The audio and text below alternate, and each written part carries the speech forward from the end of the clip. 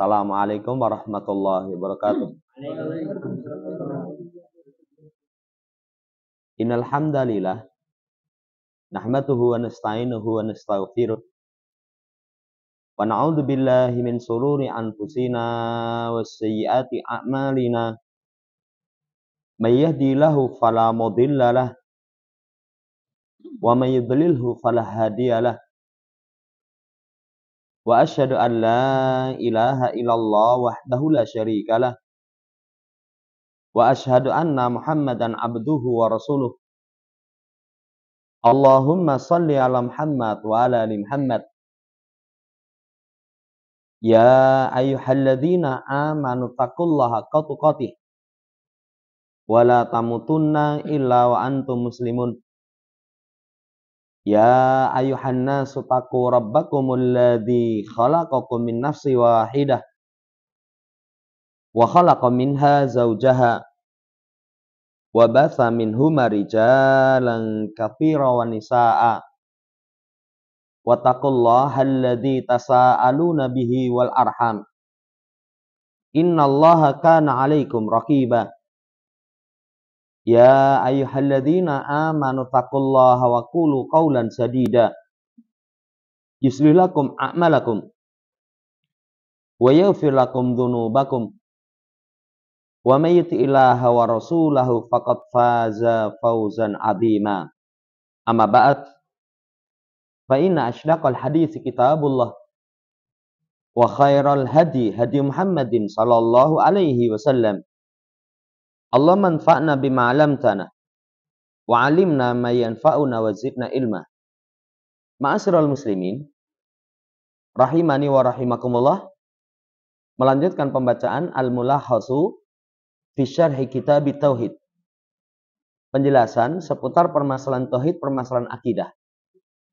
Masuk dalam bab Maja'a anna sababa kufri bani Adam wa tarkihim dinahum huwal ghulu fis salihin. Bab berkaitan tentang sebab kekufuran anak Adam. Kemudian mereka tinggalkan agama mereka, itu karena sebab melampaui batas berkaitan tentang sikap kepada orang soleh. Jamaah hormati, penulis membawakan surat An-Nisa ayat 171. Kata Allah, ya ahlal kitab la taghlu fi dinikum.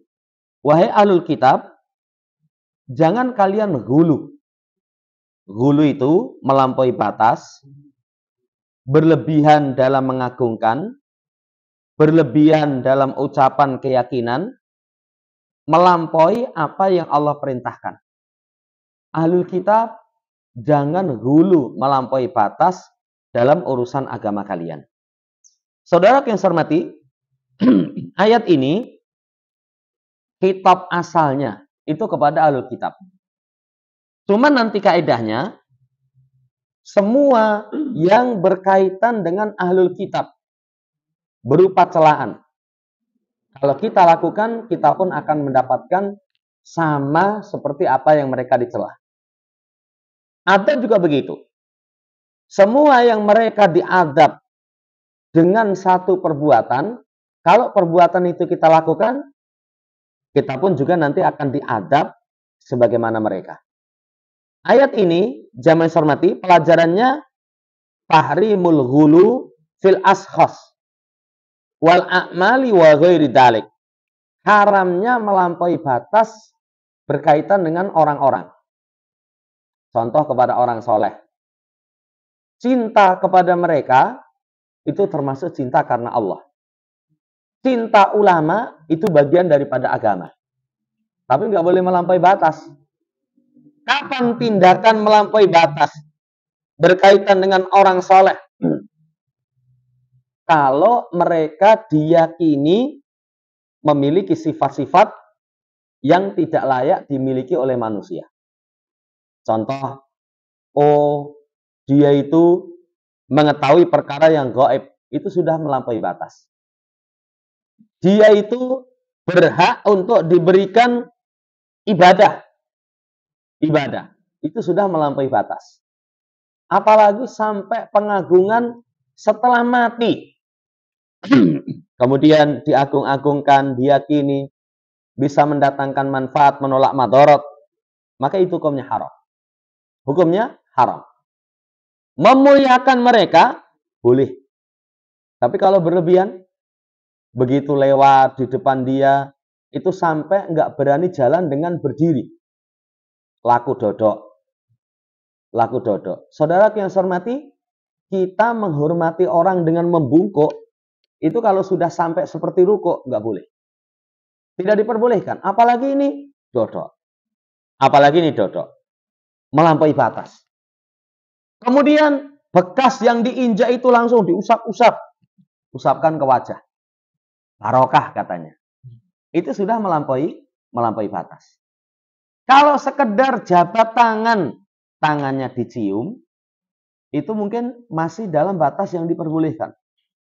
Jamaah hormati, melampaui batas dalam pribadi tidak diperbolehkan. Kedua, amalan. Kapan seseorang melampaui batas dalam amalan? Kalau di masa Nabi, kisah sahabat yang akan tahajud terus tidak tidur. Padahal Nabi tahajudnya sepertiga malam terakhir, 2/3-nya tidur. Itu melampaui batas. Nabi tegur dengan keras. Ada yang berpuasa terus tidak berbuka. Nabi tegur. Aku orang yang paling takwa. Paling takut kepada Allah. Aku juga tahajud tapi juga tidur. Aku juga kadang puasa, kadang tidak puasa.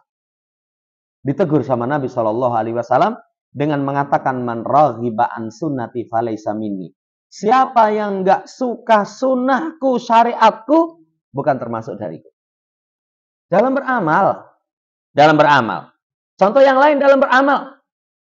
Ada kisahnya seorang sahabat bernadar untuk puasa, berdiri di terik matahari, tidak duduk, tidak bernaung, tidak bicara. Itu sudah melampaui batas. Kalau nadar puasa, cukup puasa. Tapi nggak perlu dengan penyiksaan diri. Di terik matahari, didi coba. Panas itu, kemudian nggak duduk, nggak bernaung, nggak bicara. Puasa. Kata Nabi, suruh dia bernaung, suruh dia ngiyup, suruh dia duduk, suruh dia berbicara, lanjutkan puasanya. Amalan melampaui batas tidak diperbolehkan. Dan selain dari itu, semua perkara. Pelajaran yang pertama, walaupun syahidnya adalah haram hulu melampaui batas dalam mengagungkan orang yang soleh. Yang kedua, ayat ini menjelaskan kepada kita bantahan kepada orang Yahudi dan Nasara. Dan yang serupa dengan mereka dalam huluwihim fil ashas wal a'mal wa ghairi dzalik. Dalam melampaui batas mereka terhadap pribadi. Orang Yahudi itu Uzair melampaui batas dalam pengagungan sampai diyakini anak Tuhan. Orang Nasara Isa melampaui batas akhirnya diyakini sebagai anak Tuhan. Itu bantahan kepada mereka. Jangan melampaui batas. Jangan melampaui batas. Makanya kita kaum muslimin pertengahan dari Yahudi, pertengahan dari Nasara. Kalau Yahudi berkata Nabiullah Isa ini anak zina karena lahir tanpa bapak. Orang Nasara berkeyakinan lahir tanpa bapak berarti bapaknya Allah, waliyadzubillah. Kalau kita yakini beliau sebagai hamba, bantahan kepada orang Nasara. Kita yakini sebagai utusan Allah, bantahan kepada orang Yahudi. Umat Islam pertengahan. Ya, dalam amalan mereka juga begitu. Amalan-amalan nggak ada contohnya. Orang Yahudi itu dalam amalan, kalau ada perempuan haid, mereka asingkan. Jadi nggak boleh makan bareng, nggak boleh tinggal serumah. Melampaui batas. Jamaah hormati, ya, ini bantahan kepada mereka. Jangan melampaui batas. Pelajaran yang ketiga, al-hathu ala luzumil i'tidali fid din wa jamil umur baina janibail ifrati wa tafriti. Hasungan untuk melazimi pertengahan dalam urusan agama. Antara orang yang ifrat wa tafrid, melampaui batas berlebihan, melampaui batas dalam meremehkan. Itu pertengahan. Pertengahan. Jamaah hormati, contoh. Misalkan dzikir. Kalau dzikir tidak melampaui batas dengan semangat, sampai akhirnya yang tidak dicontohkan dilakukan saking semangatnya. Tidak melampaui batas dalam meremehkan, sampai dzikir-dzikir yang harusnya diucapkan dengan lisan, sik penting neng ati. Kayak sholat itu kan bacaan harus dengan lisan. Dengan lisan. Tapi ada orang yang meremehkan melampaui batas, sik penting atine. Akhirnya tidak membaca. Zaman hormati pertengahan. Nah, pertengahan ini tidak bisa dicapai kecuali dengan menteladani Nabi Shallallahu Alaihi Wasallam. Sampai nanti dalam hadis, ittabi'u wala tabtadi faqad kufitu. Dalam ucapan para ulama terdahulu, nasihat mereka ikuti saja. Jadi para sahabat itu kasih nasihat, ikuti saja, jangan bikin perkara baru, sudah cukup bagi kalian. Sudah cukup bagi kalian. Iktisadu fi sunnah najah. Sederhana, tapi di atas keteladanan kepada Nabi, itu keselamatan. Jamaah hormati, hasungan seseorang dalam beragama itu pertengahan. Pertengahan itu sesuai dengan petunjuk Nabi. Itu baru dikatakan pertengahan. Kalau Nabi yakini, kita yakini. Nabi nggak yakini, nggak yakin. Nabi bahas, kita bahas. Nabi nggak bahas, kita nggak bahas. Kayak pertemuan yang lama, kita pernah membahas tentang Ar-Rahmanu 'alal arsyistawa. Ar-Rahman istiwa di atas ars. Apa di masa Nabi ada pembahasan kaifa istiwa, bagaimana istiwanya Allah? Allah itu duduk di atas singgasana. Ada pembahasan? Nggak ada. Kalau nggak ada, jangan bahas. Jangan bahas. Itu namanya pertengahan. Kalau mereka berbicara, kita bicara. Kalau Nabi tidak berbicara dan para sahabat tidak berbicara, kita tidak berbicara. Ini pertengahan dalam agama. Dan semua urusan, semua urusan. Apa contoh pertengahan dalam semua urusan? Contohnya sodakoh. Kalau sodakoh itu nggak boleh seseorang pelit, ya, sehingga nanti terluput dari kebaikan. Nggak boleh nanti terlalu longgar, sehingga nanti kekurangan. Karena ada orang yang saat ini sodakoh, ya, banyak sekali, besok ente-entean. Buka donasi, siapa yang mau bantu kami? Kami lagi ente-entean ini. Loh, gandengi sugih, sudah tak sedekahkan semua. Nggak diperbolehkan. Sebaliknya, jangan terlalu bakhil. Saking bakhilnya itu, loh nanti 10 tahun lagi anakmu dapat jodoh nikah ke loh. Biaya lagi. Ya, masih waktu yang lama, tapi sudah dipikirkan sehingga nanti menjadikan dia bakhil. Saudara yang saya hormati, urusan yang terbaik pertengahan. Dan umat kita ini adalah umatan wasato, umat yang pertengahan. Umat yang pertengahan, semua nanti perkara. Contoh kalau orang Yahudi, syariat mereka itu yang ada cuman kisos. Nggak ada kata maaf. Jadi kalau orang mukul ya pukul, bunuh ya bunuh.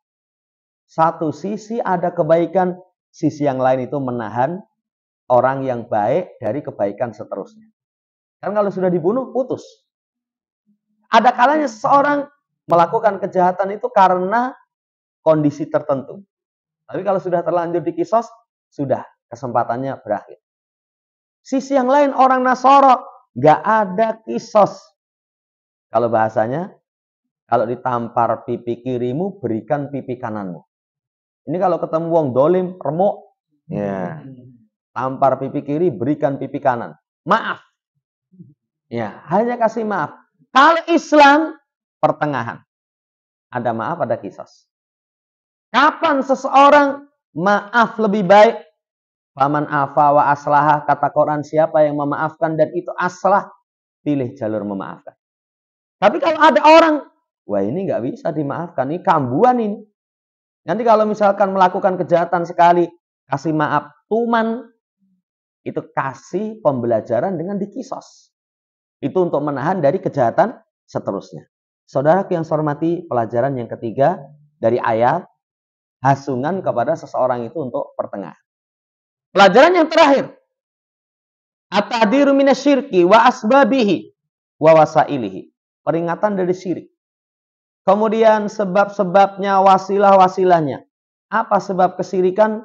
Pengagungan tokoh secara berlebih, itu wasilah syirik. Itu wasilah syirik.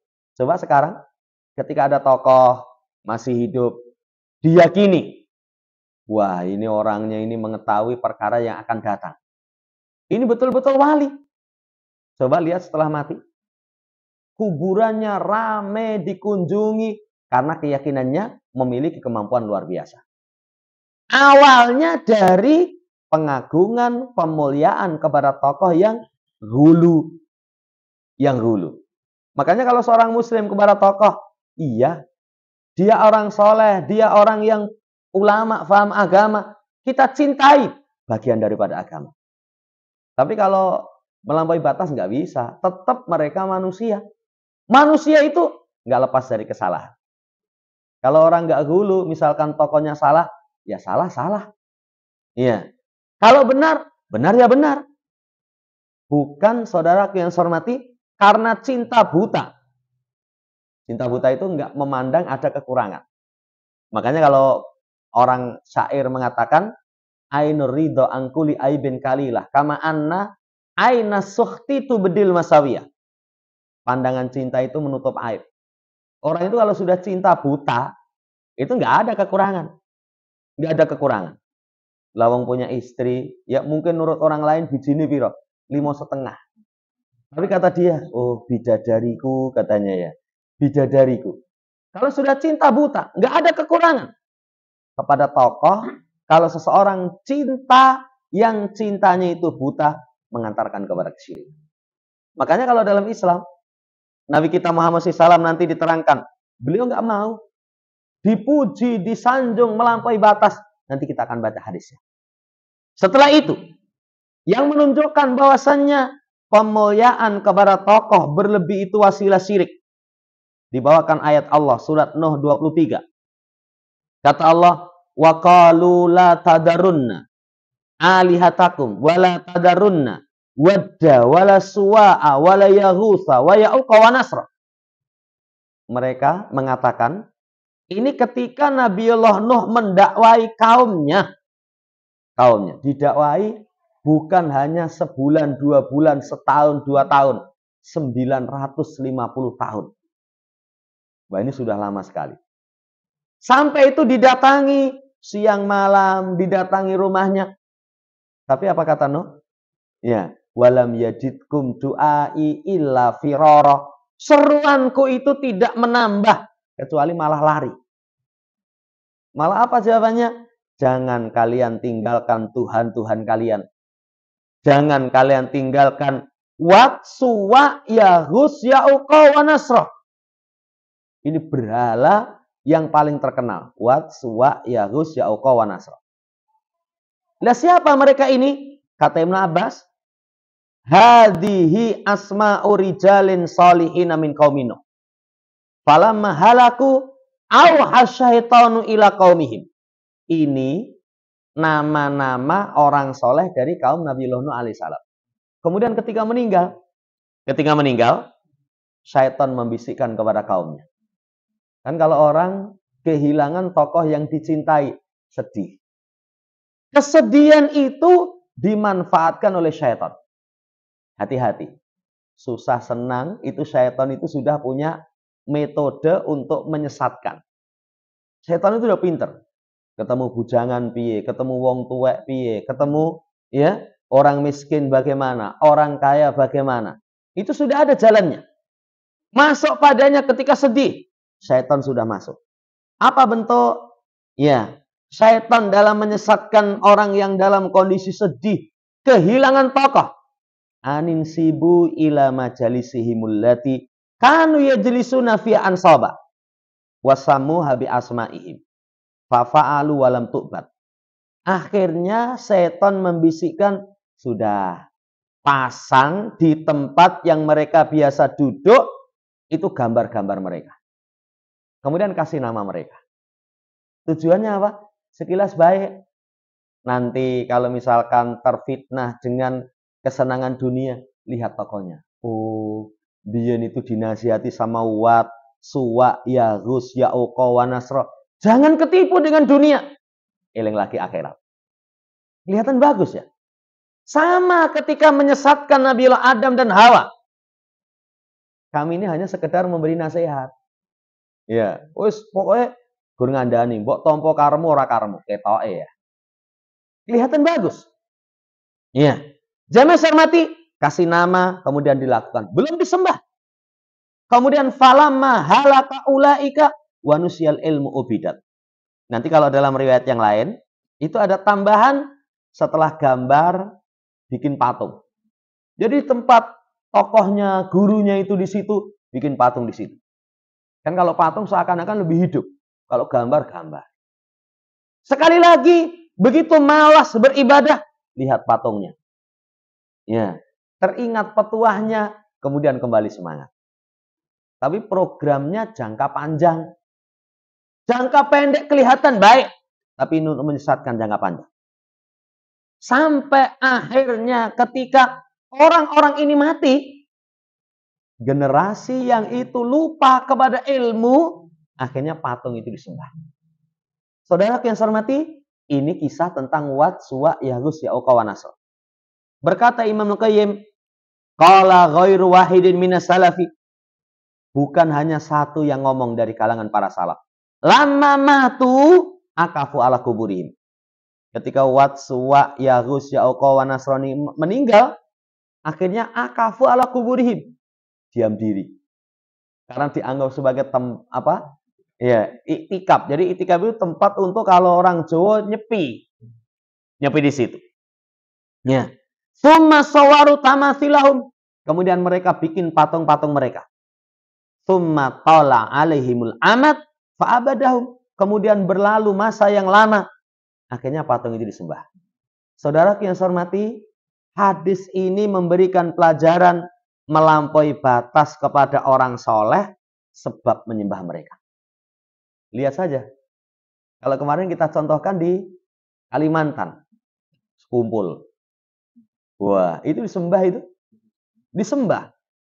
Melampaui batas dalam mengagungkan. Sampai akhirnya, saya pernah sampaikan ketika haul itu, yang lain, la ilaha illallah. Tapi ada yang bawa mic itu. Madad ya Zaini Syaihi. Ya Syaihi Zaini. Madad. Ya, minta diberikan kelapangan rizki, kelapangan kesehatan. Wahai Syekh kami Zaini. Sudah didoai selain Allah Subhanahu wa Ta'ala. Jamaah hormati, melampaui batas kepada orang soleh sebab peribadatan kepada mereka. Makanya tidak diperbolehkan. Tidak diperbolehkan. Kalau sekedar salaman, cium, masih boleh lah. Masih boleh. Itu tradisi. Kalau orang Arab, itu ketemu tokoh itu, cekel gini, cucup, aduh Wah, kalau orang sini orang sopan. Ya. Pak Jokowi ke Solo, mbok cekel sirai gini langsung cucup, aduh. Wah, hati. Ya, nggak sopan. Nggak sopan. Jamaah hormati, melampaui batas kepada orang soleh. Ingat, mereka tetap manusia. Tetap manusia. Bisa mati. Nggak bisa menghindarkan diri mereka dari madorot. Lalu mereka kasih ijazah. Katanya ijazah kesembuhan dari semua penyakit. Mereka mati ini loro parah. Lo pernah diamal ke coba? Nggak? Pernah diamal ke? Saudara yang saya hormati, mereka tetap manusia. Ini yang pertama. Yang kedua, peringatan dari gambar makhluk hidup atau menggantungkan gambar makhluk hidup. La siyama suwarul udoma. Lebih-lebih lagi gambar tokoh yang diagungkan. Kalau dalam Islam, gambar makhluk hidup itu nggak boleh dipajang. Nggak boleh dipajang. Ya, foto-foto tidak boleh dipajang. Saudara yang saya hormati, malaikat rahmat nanti tidak akan masuk rumah. Tidak akan masuk rumah yang di situ ada gambar makhluk hidup yang dipajang. Makanya keras Nabi kita Muhammad SAW profesi pelukis. Itu kalau melukis makhluk hidup, itu paling keras adabnya di akhirat. Allah akan menghukum dengan mengatakan ahyu ma sona'tum. Hidupkan. Mereka nggak bisa menghidupkan. Mereka nggak bisa menghidupkan. Patung, gambar makhluk hidup tidak diperbolehkan. Makanya kalau kita profesi pelukis, ya jangan makhluk hidup. Jangan makhluk hidup. Silakan lukis misalkan alam, gunung, ya awan, silahkan. Saudara yang saya hormati, ini peringatan dari hal yang seperti itu karena ini wasilah kepada kesyirikan.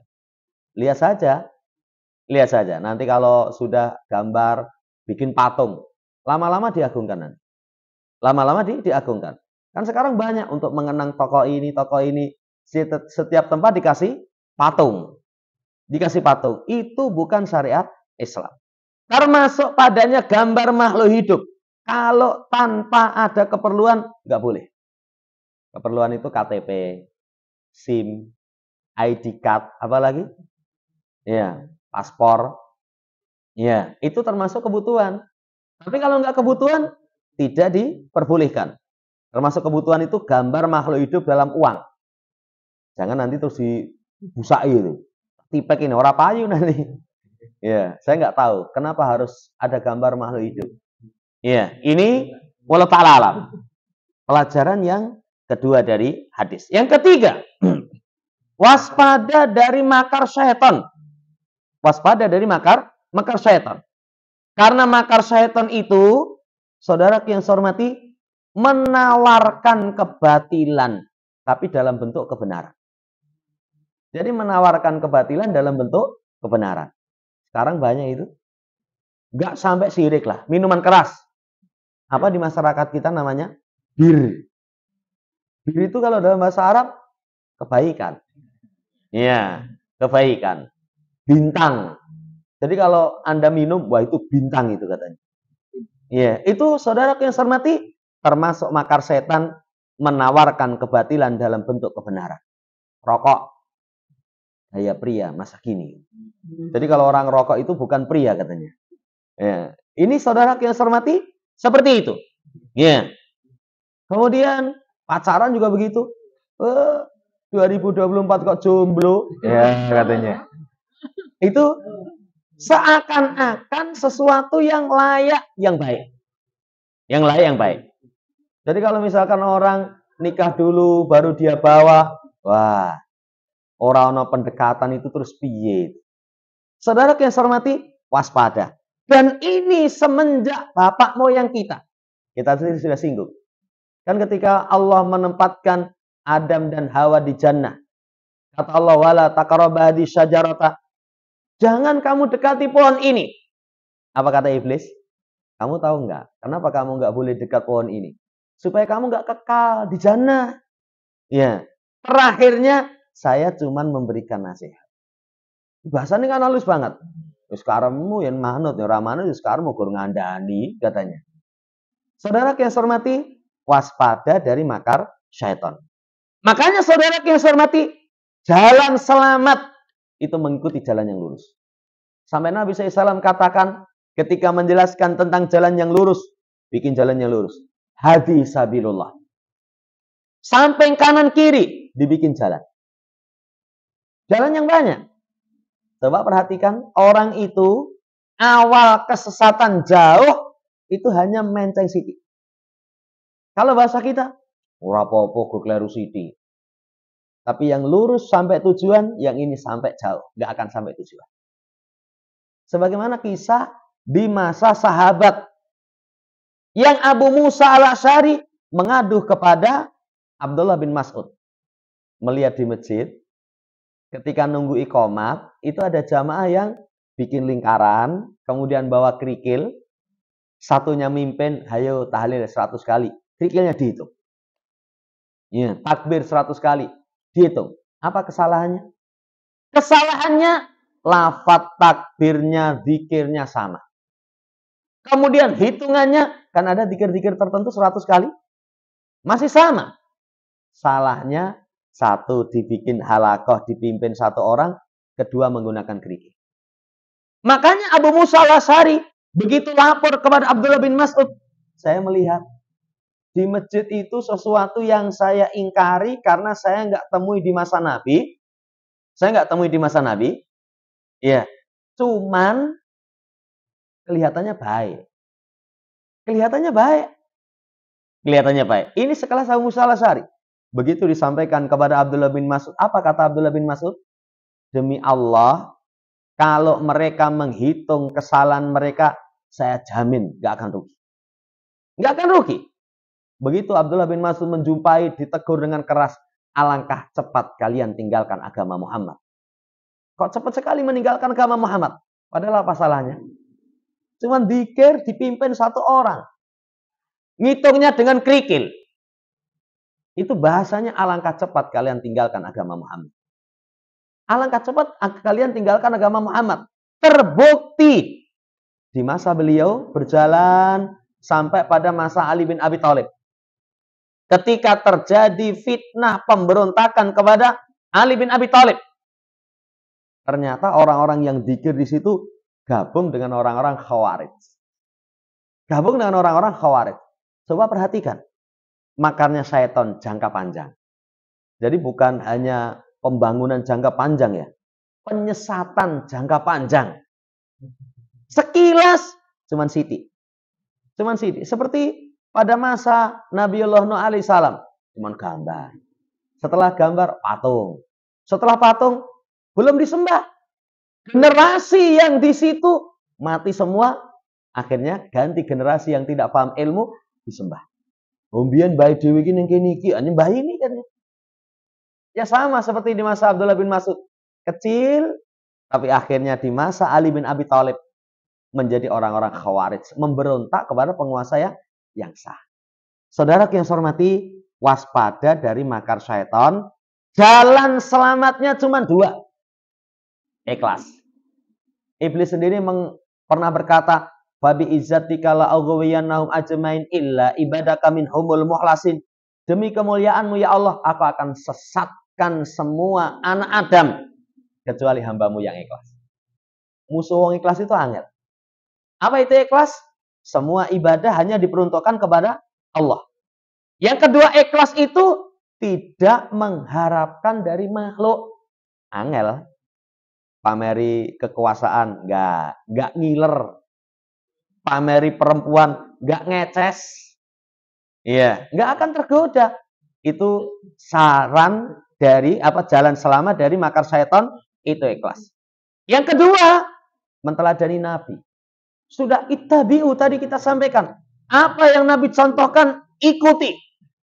Jangan tambah, jangan kurang, nanti orang akan selamat. Pelajaran dari hadis. Pelajaran dari hadis, peringatan dari perkara yang diada-adakan, walau hasuna qasdu fa'iliha. Walaupun niatannya baik. Niat baik belum cukup. Niat baik belum cukup. Makanya kalau penting niate, dalilmu mana coba? Kan sekarang begitu kan? Ada orang-orang ketika beramal nggak nyontoh Rasul, apa kata dia? Penting niate. Sepenting niate. Ya. Sepenting niate. Dalil mana? Innamal a'malu binniyat. Amalan itu bergantung dengan niat. Lehmu moco bablasno. Hadisnya itu tidak terhenti di situ. Nabi kasih contoh.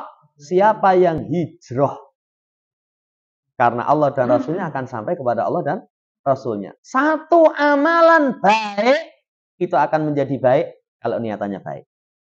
Satu amalan baik menjadi dosa kalau niatannya nggak baik. Nih, kalau niatannya nggak baik. Satu amalan buruk tidak bisa menjadi baik karena niatan baik. Karena niatan baik. Ya, saudara yang saya hormati, kalau sepenting niatnya, wah rusak no. Ya, dulu di masyarakat saya itu di Tawangmangu itu ada kalau orang hajatan, itu malamnya itu lelean ada mejo. Judi. Judi itu nanti sak putaran, siapa yang menang itu langsung ya ambil uang taruh di piring di tengah. Ya, nanti terus itu. Sewengi pirang putaran, 20 putaran. Berarti uang dimasuk di situ. Lah nanti setelah itu dikasihkan kepada tuan rumah. Loh, kue main loh. Oh, yang penting niate. Ini niate itu membantu orang yang punya hajat. Rusak nanti. Ya, saya hormati, ini tidak cukup dengan niat. Ini hati-hati. Jadi amalan yang tidak ada contoh belum cukup dengan niat yang baik. Demikian pula, ya, kalau diperluas, poin yang keempat ini, sekarang rame, heboh itu. Kadang sampai ya orang-orang yang fasik-fasik datang semua. Lu acaranya ngopo ini? Wah, ini ada konser. Jadi untuk menarik mereka itu ada istilah nada dakwah katanya. Jadi jingkrak-jingkrak gitu nanti diselipi gitu loh. Ya, diselipi. Ya. Saudara yang saya hormati, niatannya baik, tapi jalannya yang tidak baik. Akhirnya apa? Bukan kebaikan. Ini pelajaran dari hadis. Pelajaran dari hadis, semua wasilah syirik wajib kita waspada. Semua wasilah syirik kita wajib waspada. Ya. Kenapa? Karena seseorang itu terjatuh pada kesyirikan, sebabnya dia tempuh wasilah. Dia tempuh wasilah kesyirikan. Makanya dalam Islam, menghormati dengan sujud nggak boleh. Itu syirik. Kisahnya Mu'ad ketika pulang dari Syam, menghormati Nabi itu dengan sujud. Kata Nabi, apa-apaan ini Mu'ad? Rasul, seperti inilah orang ajam mengagungkan tokohnya. Kata Nabi, jangan ikuti kebiasaan orang selain Islam. Tradisi mereka jangan kamu ikuti. Nggak boleh wasilah syirik. Wasilah syirik. Iya. Banyak nanti semua wasilah kesyirikan itu ditutup. Sampai pertemuan yang lalu, Nabi kita Muhammad itu disebut Anta Sayyiduna. Wahai Rasul, engkau itu ada Sayyid kami. Sayyid itu orang yang memiliki sifat-sifat yang baik, menjadi pemimpin. Beliau memang betul Sayyid kita. Tapi beliau dengan kalimat itu nggak mau. As-Sayyidu Allah. Sayyid yang sebenarnya itu adalah Allah Subhanahu wa Ta'ala. Ini saudara yang saya hormati, pelajaran dari hadis. Pelajaran dari hadis, ma'rifatu qadri wujud bil ilmi wa madaratil faqih. Mengetahui tentang kadar adanya ilmu. Ilmu itu kalau ada, Masya Allah. Bahayanya tidak ada ilmu. Bahayanya tidak ada ilmu. Kalau seseorang tidak memiliki ilmu, sudah rusak. Kehancuran itu luar biasa. Apalagi ilmu akidah. Ilmu akidah. Tadi dikisahkan ketika bapak moyangnya yang bikin gambar, bikin patung mati. Anak-anaknya, karena ilmu sudah dilupakan, akhirnya patung disembah. Nah ini nasihat kepada kita, supaya kita itu senantiasa mewariskan ilmu tauhid. Kayak Nabi Ibrahim alaihissalam, wa ja'ala kalimatan baqiyatan fi aqibi la'allahum yarji'un. Kalimat tauhid la ilaha illallah terus diwariskan kepada keturunannya agar mereka kembali kepada Allah. Agar mereka kembali kepada Allah. Nah, ini penting. Makanya diri kita semangat mengkaji perkara tauhid, perkara akidah. Setelah itu nanti pulang, istrinya belum paham, ya dikasih tahu. Ya, kan kadang orang ngaji kalau nggak akidah, sering itu. Ya, saya pernah ketemu ada seorang ngaji suwe gitu. Anaknya nganggo kelambi itu pantes gitu. Oh, lah kowe mbiyen anu oleh, zaman lahirmu itu kalungan usus kok. Khurafat. Apa hubungannya kalungan usus dengan memakai pakaian anggere nganggo kelambi pantes? Masih ada keyakinan khurafat. Ada keyakinan khurafat. Ya, bengi ana swara manuk gagak itu langsung, wah iki atiku ora penak sing arep mati sapa gitu. Itu kalau nggak ngaji akidah, nanti rusak, saudara yang saya hormati, disebabkan tidak mempelajari ilmu. Terus wariskan ilmu agama ini. Terus wariskan ilmu agama. Apalagi setiap sholat, kita berucap, ihdinas siratal mustaqim. Sampai pada kalimat, ghairil maghdubi alaihim waladhdallin. Tunjukkan jalan yang lurus. Bukan Yahudi, bukan Nasara. Islam itu memiliki dua kekhususan. Punya ilmu, diamalkan. Punya amal, berdasar ilmu. Itu orang muslim. Makanya kalau ada orang muslim, punya ilmu nggak diamalkan. Ya, dia mirip orang Yahudi. Yahudi itu paham, diturunkan kepada mereka kitab Taurat. Mereka paham, tapi nggak mau ngamal. Tapi kalau seseorang misalkan punya amal tanpa ilmu, mirip Nasara. Kemarin yang tahun kapan itu, yang Desember itu, yang kemarin yang peringatan Natalan, saya sampaikan di satu tempat ada yang protes. Orang Kristen itu keliru itu. Natalan tanggal 25. Enggak benar itu. Saya bisa buktikan ya kebenaran Natal itu bukan di situ. Dia cerita katanya di musim ini, musim ini. Jawaban saya, ora urus. Kalau dalam agama kita sudah dikasih tahu. Apa kasih tahunya? Apa yang mereka amalkan tanpa ilmu. Artinya kalau mereka dirujuk, kok pohonnya cemara misalkan. Ya, itu orang sah ditakoyong. Kata Quran sudah seperti itu kok. Ya, kenapa kau kasih misalkan gambar-gambar macam-macam? Nggak usah ditanya. Prinsip mereka semangat ibadah tanpa ilmu. Wong Islam kalau semangat ibadah tapi nggak ada dalilnya, itu mirip orang Nasara. Khususnya umat Islam itu dua. Punya ilmu diamalkan. Makanya kalau belajar nggak terhenti pada wawasan. Kata sahabat, ta'allamu, ta'allamu, fa'idha alimtum fa'malu.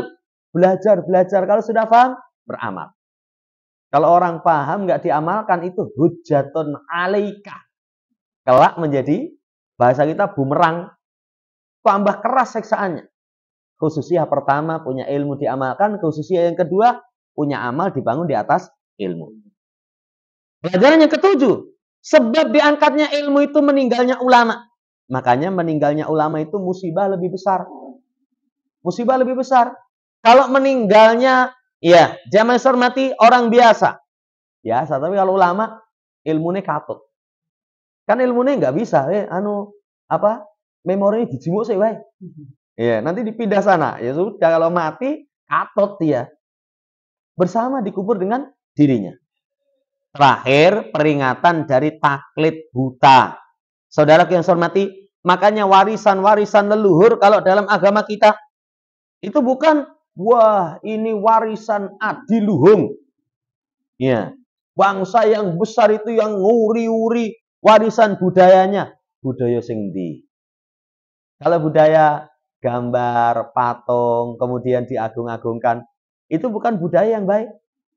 Tapi kalau budaya misalkan pemaaf, lapang dada, lomo, ya, ketemu lewat orang sebut, nuwun sewu, itu silakan. Tapi kalau budaya-budaya syirik, budaya-budaya yang bertentangan dengan syariat, nggak diperbolehkan. Ini peringatan dari taklid. Taklid itu seseorang mengambil tanpa mengetahui dalilnya kok ngendi, pokok men. Wah sudah, kalau sudah dalilnya pokok men itu merupakan sebab seseorang terjatuh dalam kerusakan. Jamaah hormati, ini dulu. Nanti masih ada satu hadis atau dua hadis lagi insya Allah kita baca di pertemuan akan datang. Masih ada sedikit waktu. Barangkali ada yang tanyakan, kalau bisa kita jawab.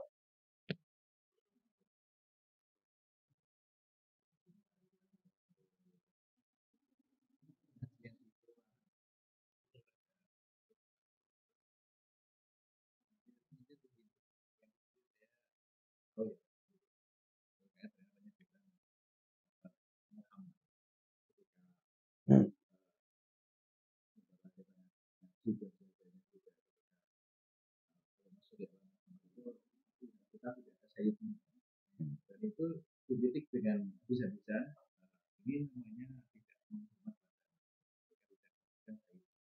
dengan analogi bahwa bagaimana seandainya istri yang ada dengan analogi seperti itu adalah yang ini dikasih untuk bisa pun tidak ada kalimat-kalimat yang ada sayyidinanya. Nah, kritik itu berontakkan ya kepada pasti kan kepada ada yang salah. Itu bagaimana? Karena ketika artinya tidak boleh kita menyebut itu langsung dengan kata gusti kita ataupun bukan kita sayyidina. Ini itu kan itu masuk yang dulu tadi ya. Apa kita ketika tidak menyebut sayyidina itu yang taksir, yang mengurangi penghormatan. Yang sedang masyarakat di dakwahnya di dalam perumahan. Kan yang pesertanya juga tidak cuma dari masjid saja, tapi juga yang lainnya juga ada. Jadi memang seperti itu alasan mereka. Ya, alasan mereka seperti itu. Bagaimana menjawabnya? Jamaah hormati, kalau seperti itu misalkan tanpa beradab, nanti rusak. Siapa orang yang paling beradab dengan Rasulullah SAW? Para sahabat. Para sahabat itu memanggil Rasul itu dengan 2 atau 3 kalimat. Tapi yang terkenal 2. Ya Rasulullah, ya Nabi Allah. Itu sudah pemuliaan. Karena memang tidak diperbolehkan memanggil sebagian kepada sebagian yang lain sebagaimana memanggil Rasulullah SAW. Makanya kalau di masa Nabi yang memanggil nama beliau itu cuma 3. 1, malaikat. Kedua, orang kafir, orang munafik. Ketiga, A'rabi, orang Badui. Ya, orang Badui. Kalau selainnya, ya Nabi Allah, ya Rasulullah. Ya. Oh ini ngajeni. Kalau ngajeni ya sudah Rasulullah, Nabi Allah itu sudah ngajeni.